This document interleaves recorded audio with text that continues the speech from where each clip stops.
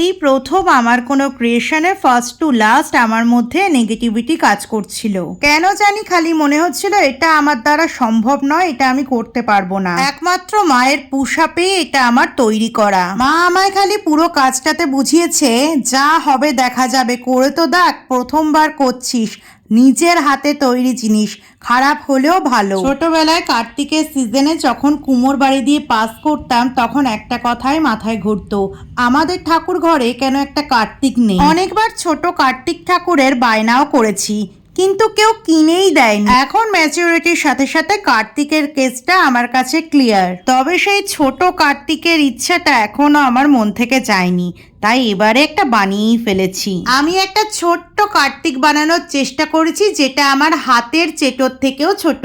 Without any reference আমি প্রথমবার এটা বানিয়েছি। আমার মা তো খুব খুশি, তোমরাও জানিও কেমন হয়েছে।